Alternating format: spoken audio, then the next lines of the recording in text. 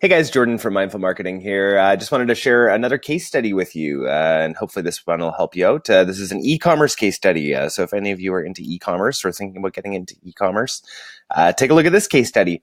This is a great one. The numbers are huge on this. Unfortunately, I can't tell you what the business is. It's confidential. The sector that they're in, the niche that they're in, is just a little bit too competitive, and I can't tell you what they're in. But what I can tell you is that we increased their sales by 1,387% in 6 months. What this doesn't tell you at first is that the first month or two was a little bit iffy. It took us a lot of time to figure out what exactly would push the numbers with this company. But once we figured it out, oh man, did it ever go well?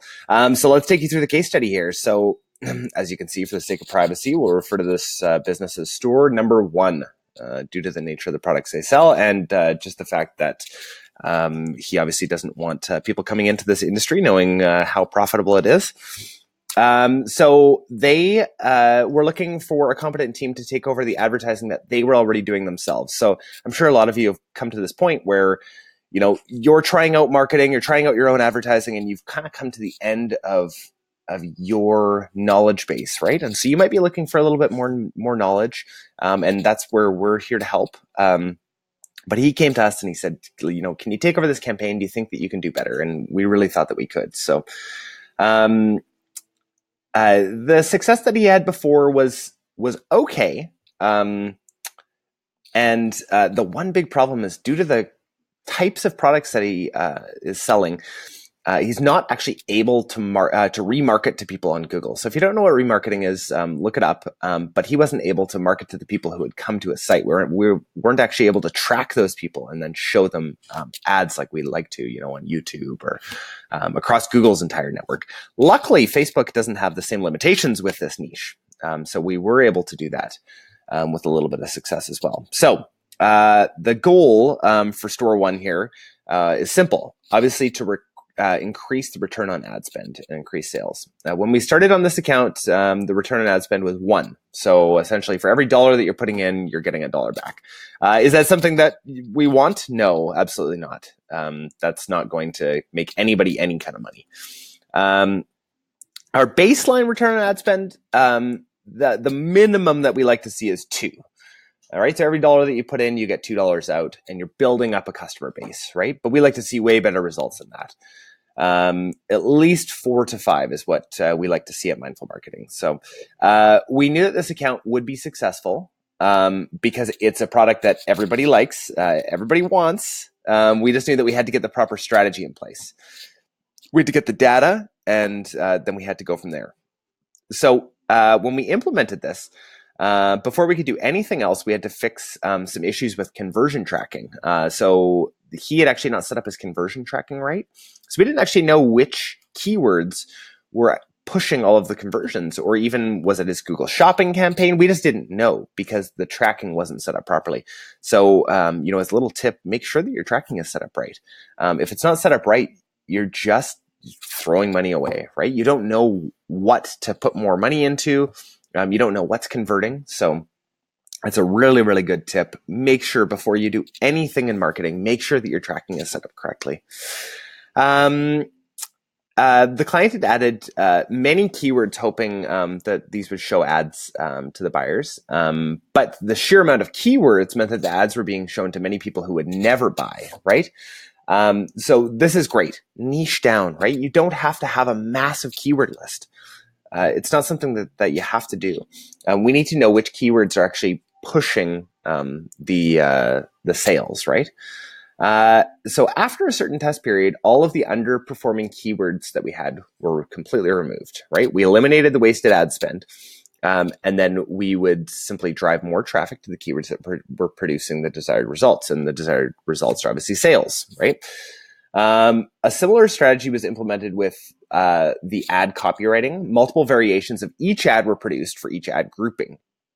At the start of each month, we would just take the lowest performing ad variation and we'd remove it. And then we'd make a copy of that and we would attempt to change up the ad copy, make it something maybe that had a different benefit, and there you go. We would just start to work on that. You just get rid of everything that's not working after you give it a bit of a test time, right? So in number 6, as a general rule, we always run retargeting. Of course, anybody who's been to your site and leaves is so much more likely to purchase than somebody who has not been to your site. But in this case, Google just won't allow retargeting ads, which is a real shame. It's a real shame. So let's look at some of the results here that he got. The e-commerce strategy that we had has really been tremendous. We're, to be honest, I don't know if you can see it in my face here, but I'm super surprised. Super surprised at these results. The return on ad spend before we came was non-existent, right? Just 1 for 1. He was probably actually losing a little bit of money. After 6 months, Store One's return on ad spend was 14.87. So I'm going to give you $1, and do you mind just giving me 14.87 back every time I give you $1? I'll give you 1,000, and then you can give me that times 14.87. That's essentially what we're doing. So we took Store One's monthly sales budget, monthly sales from a meager $800 in the first month to just shy of $40,000 in the 6th month. Like we say here, it's not magic, but as we tell our clients, sometimes it feels like it. And this is what gets, I'm sure you can see it on my face, this is what gets me so excited. We can see massive average order value as well. Okay, let's look. So this store one is actually just one of 3 in the same niche. Let's look at store 2. Store 2 is where it gets even better. Store 2's final sales numbers in December were $114,434.54 with a return on ad spend of 14.58. It's unreal. It's unreal what we were able to do. You can see in June, sales are basically non-existent. July, just barely getting there. And then we start to gain some traction. September goes down a bit, and then October, and then we just ramp right up. Obviously, there's seasonality, right? We know that there's seasonality. We're not saying, that that's not involved in this, right? But we were obviously able to take a store from doing nothing, no sales, up to 114,000. If you guys have any questions, ask us in the comments below, or you can get a hold of us. If you have a business that could use some marketing like this and use some results like these right up here, if you want to go from 0 to 114,000 in a month, click the link below. You can apply for a strategy call. We don't take every call. We can't afford to take every call. Otherwise, we would just be overloaded with calls all the time.